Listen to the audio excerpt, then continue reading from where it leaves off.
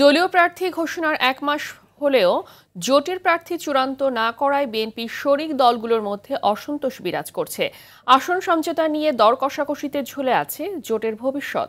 BNP যেসব আসনে ছাড় দেবে সেগুলো দ্রুত আনুষ্ঠানিকভাবে ঘোষণার তাগিদ মিত্রদের। বিএনপি নেতারা বলছেন প্রার্থী তালিকা দ্রুত চূড়ান্ত করা হবে, যোগ্যদেরকেই ভোটের মাঠের লড়াইয়ে নামাবেন তারা। রুদ্র রফিকের রিপোর্ট।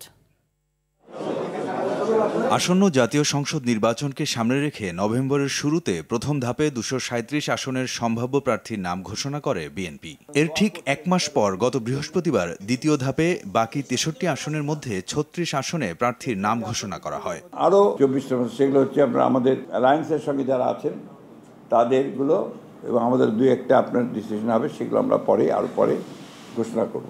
দলীয় প্রার্থীর নাম ঘোষণার মাস পেরোলেও মিত্র দলগুলোর সঙ্গে আসন সমঝোতা চূড়ান্ত করতে পারেনি বিএনপি। তাই শরিক দলগুলোর মধ্যে কিছুটা অসন্তোষ বিরাজ করছে। জোট সঙ্গী যারা আছেন তারা আসলে এটা নিয়ে খুবই বিব্রত আছেন। আমার মনে হচ্ছে যে একদিন, এখন এটা 1 বছরের সমান, একটা মুহূর্ত দেরি না করে বিএনপি যে আসনগুলো দেবেন সেটা ডিক্লেয়ার করে দেওয়া দরকার। বিএনপির যুগপৎ আন্দোলনের বেশ কিছু দল এখনও দর কষাকষি করছে। আলোচনার মধ্য দিয়ে তারা বুঝে নিতে চায় তাদের সর্বোচ্চ প্রাপ্য। বেশ কিছু আলোচনা হয়েছে, আরও কিছু আলোচনার প্রয়োজনীয়তা আছে। আলোচনা সমাপ্ত হলেই আমরা জোটের বিষয়ে একটা কনক্রিট সিদ্ধান্ত জানাতে পারব। সম্মানজনক সমঝোতার ভিত্তিতে আগামী নির্বাচনটা করা, কারণ হচ্ছে যে বিএনপির সাথে বোঝাপড়াটা আমাদের দীর্ঘদিনের। যেসব আসনে শরিক দলের নেতাদের নজর রয়েছে সেরকম বেশ কয়েকটি আসনে বিএনপির সম্ভাব্য প্রার্থীরা ইতিমধ্যে প্রচারণা শুরু করেছেন, যা জোটের সমন্বয় নষ্ট করছে বলে অভিযোগ উঠেছে।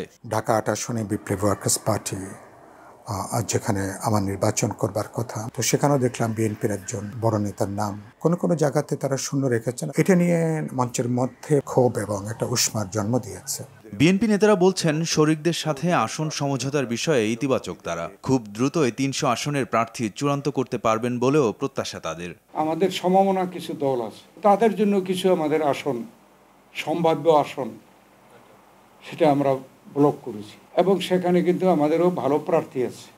কাকে আমরা দিতে পারবো, কয়জন দিতে পারবো, কয়জন নিয়ে তারা খুশি হবে, এটার কিন্তু নেগোসিয়েশন এখনো চূড়ান্ত হয়নি। কিছুদিনের মধ্যে সিদ্ধান্ত দেওয়া হবে। তবে অধিকাংশ আসনেই আমরা জোট সঙ্গীদেরকে সুযোগ দিতে চাই। তো আশা করি নির্বাচনের মাঠে যোগ্যতম প্রার্থীকেই আমরা দিতে পারবো মাঠে। শরিক দলগুলোর মধ্য থেকে গ্রহণযোগ্য প্রার্থীদের মনোনয়ন দিতে কাজ করছে বিএনপির লিয়াজো কমিটি।